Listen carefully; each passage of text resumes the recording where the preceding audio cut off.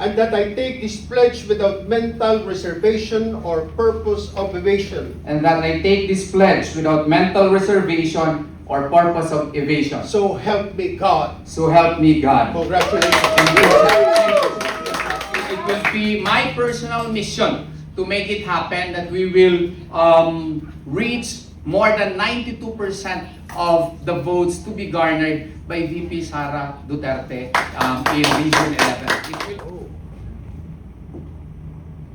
Ayan. Okay.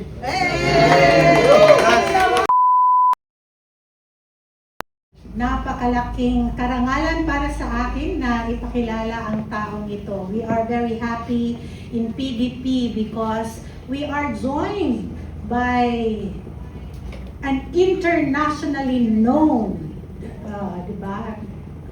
Talagang pinakapipitagang abogado na kilala hindi lamang sa Pilipinas kundi sa buong mundo. And he is most sought after even in Asia as one of the greatest lawyers in our time. Siguro sa mga hindi siya kilala, nais kong ipabatid sa inyo kung gaano kahalaga ang kanyang pagsapi sa amin sa PDP bilang isa sa mga officers. Hindi na lang siya ngayon plain member namin, no, na regular member, kundi magiging opisyal.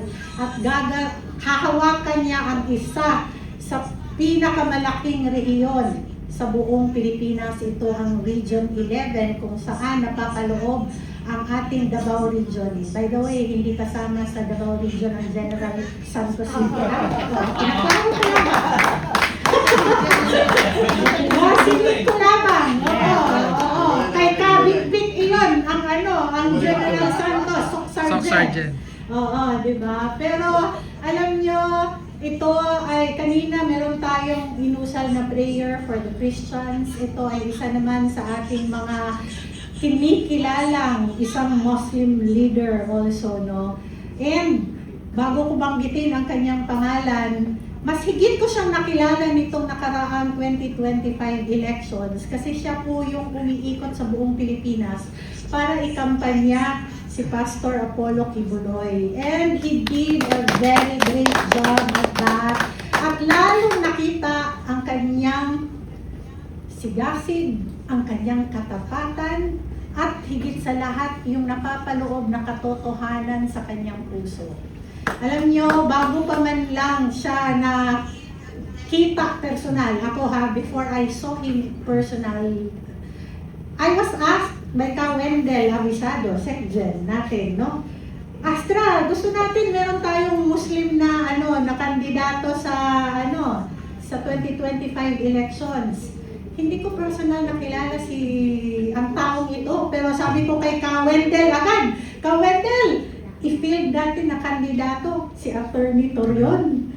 Kaso lang, nung panahon na yun, busy, sabi ni Ka Wendell, busy si Attorney Torion kasi may hinaharap na maraming kaso si Pastor Apollo Kibuloy. 2022. 2025. Itong nakaraang eleksyon lamang. Oo. 2025 elections. Itong nakaraan lamang. And ang para pa rin siya ang kandidato, kasi siya yung umikot. Pero alam nyo, napakaganda ng kanyang puso at napakagaling. He is right now the Dean of the JMCI Law, College of Law, no? Sa Davao City. Hindi lamang yan, meron siyang Torion Law Office at congratulations sa inyo ni Attorney Jimmy Bondo sa bubuksan Palawan. Pero tapos na yung kanilang opisina sa lahat ng ating mga kababayan na kailangan nyo ng abogado dito sa Metro Manila. Meron silang bagong bubuksang opisina sa Pasig. And we are very happy kasi hindi pa man lang siya tumuntong bilang presidente ng Region 11, kumilos na po siya para ma-organize ang buong rehiyon at nagkaroon kami ng maraming basic membership seminars sa Region 11 even before he took oath as an officer of the party. So without further ado, lahat ng buong Pilipinas at buong membership ng PDP ay very happy para doon sa kanyang pagsama dito bilang opisyal ng partido. And syempre, masaya kami dahil nandito siya. And si Kapene ay may gustong idagdag na pagpapakilala sa kanya. Actually, syempre po, dahil lahat naman po kami dito sa PDP, ang pagkilala ay pantay-pantay. Walang mababa, walang mataas, walang mayaman, walang mahirap. Ang tinitignan natin kung paano ka makapaglalatag ng serbisyo para po sa ating mga nagdarahok at mga maliliit na kinakailangan natin tutukan at tulungan.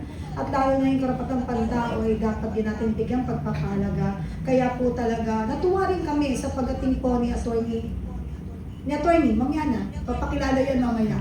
Pero syempre, kailangan ipakilala ko muli sa inyo kung sino yung mag-o-oath sa kanya. Hindi mo ito pwedeng questionin pagdating sa kanyang pagiging intelihente sa lahat ng bagay at batikan. Lalo na sa usaping kaperahan dahil yan po ay ang ating kinilala noon ng panahon po ng dating administrasyon. FPRRD, siya po yung isa sa pinakamatikas na nanilbihan at naging trabahante ng bayan kung kanilang po tawagin. Siya po yung dati pong secretary po ng DBM kung saan yan po ang isa sa pinaka-importante na tinututukang ahensya ng ating mga kababayan kung saan nandyan po ang kabad ng bayan at mga budget kung paano paghahati-hatiin at saan itatalaga. Dito po ang magpapaot po sa ating pong butihing itatalaga para po sa Region 11 na Presidente, si Attorney Kawendel Abisado. Kaya kung nakikita po ninyo ang ating pong seremonya ngayon ay huwag kayong magtaka dahil dito po sa PDP, anytime we are ready. We will be adjusting ourselves also because we know how busy si Attorney Torion, pero tulad po ng example na ibinigay ng ating FPRRD, ito po ay simple at payak na seremonya, ngunit magiging makatotohanan pagdating ng paglatag ng serbisyong atin pong inaasahan, kaya talaga pong siya po ang dapat at nararapat na italaga sa Region 11. So, wag na po natin patagalin ang seremonyang ito at marami pa pong pupuntahan yan at alam ko meron niyang hearing ng alauna ng hapon. Tama? So, kaasa, susugan niyo po ako. Ayan, mga kababayan, mga kapartido, we are very happy to introduce to you who will be taking his oath of office as President of Region 11 Council of PDP. Please welcome Attorney Israelito Torion.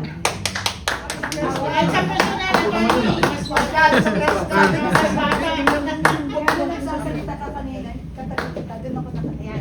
Pero mas guwapo sa personal. Yes. Di iba, parang filter eh. Wala. Ay, hindi. Original yan. Nasa personal na. Nakapilter. Please raise your right hand and let's recite the officer's oath of office. Repeat after me, please. I state your name. I, Israelito P. Torion, Having been appointed as the Regional Council President of Region 11 of the Partido Democratico Filipino, of the Partido Democratico Filipino, do solemnly swear to abide by and uphold the Constitution of the Republic of the Philippines and of the party, do solemnly swear to abide by and uphold the Constitution of the Republic of the Philippines and of the party, to keep faith in and put into practice the 5 basic principles of PDP and the basic objective of federalism, to keep faith in and put into practice the 5 basic principles of PDP and the basic objective of to federalism, perform my duties to the best of my abilities and capabilities, to perform my duties to the best of my abilities and capabilities, without fear or favor, without fear or favor, with the aim in view of furthering the objectives of the party with the aim in view of furthering the objectives of the and party advancing the interest of the community to which it is dedicated, and advancing the interest of the community to which it is dedicated, and to conduct myself in the manner befitting a good and true PDP and to conduct myself in a manner befitting a good and true PDP, so as to bring honor and prestige to the party, so as to bring honor and prestige to the party, and that I take this pledge without mental reservation or purpose of evasion. and that I take this pledge without mental reservation or purpose of evasion. So help me God. So help me God. Congratulations. Welcome to the party. Welcome to the party, my friend.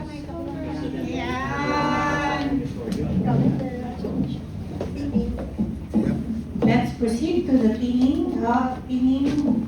official pinning kay Attorney Torion.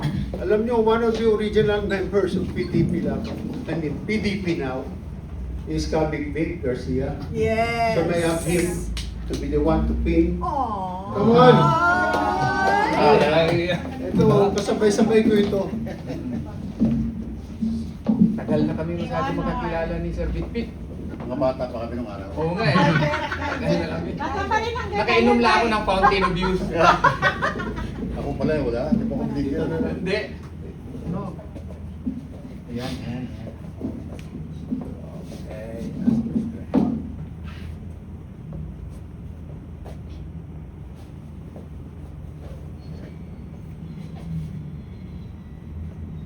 Isa na yan.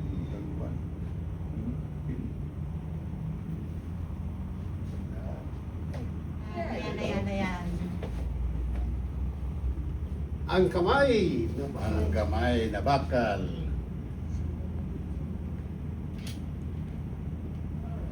Thank you. Thank you Salamat very much. kayo. Thank you. Salamat. Okay, Salamat. congratulations. Congratulations. Assalamualaikum warahmatullahi wabarakatuh. I am Attorney Israelito Bobet Torion. First, the gratitude. I would like to thank the founders of the PDP Laban. It has always been one of my dream in life to be part of this illustrious organization. I remember then Senator Nene Pimentel watching him on TV and espouse doctrines such as federalism, which really have been implanted within my system.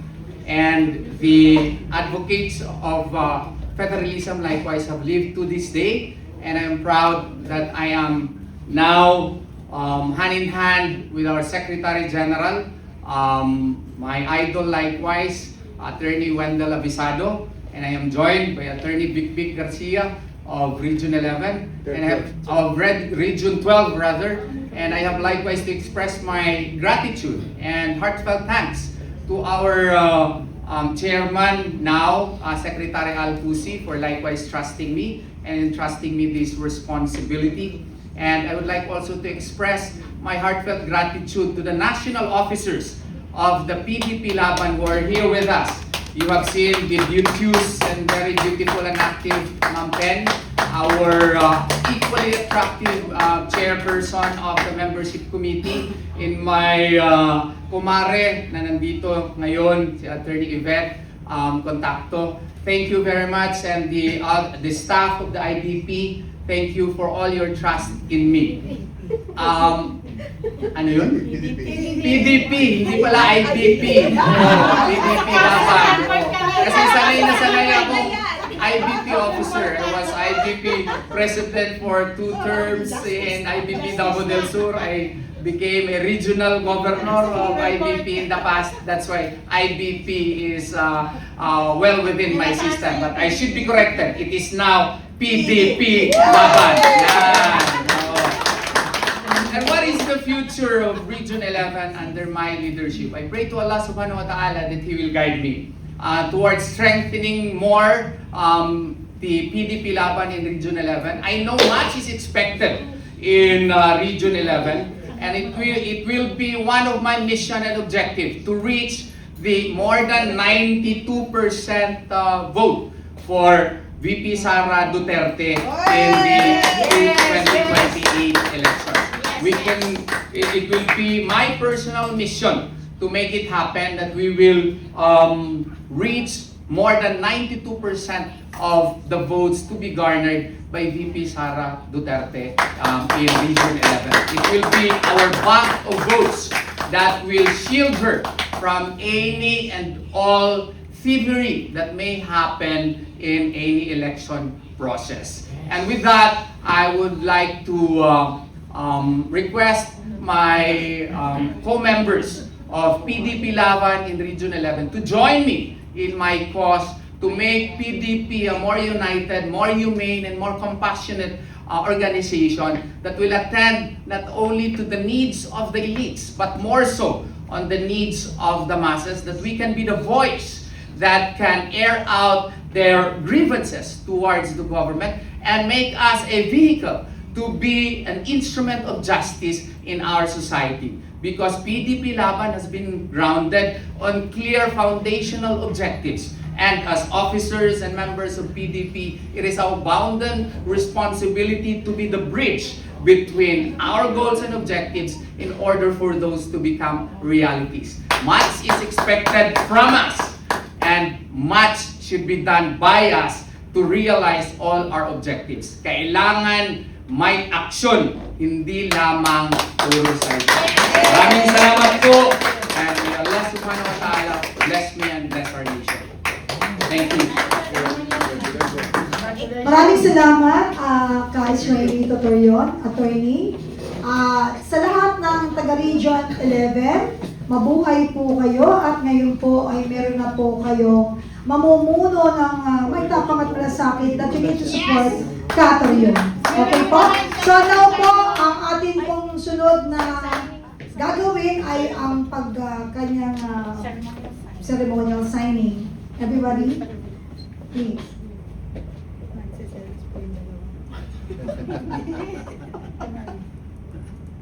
Okay. Talikod sa pilit. Ayan, iharap niyo po. Yes. Yes. Yan.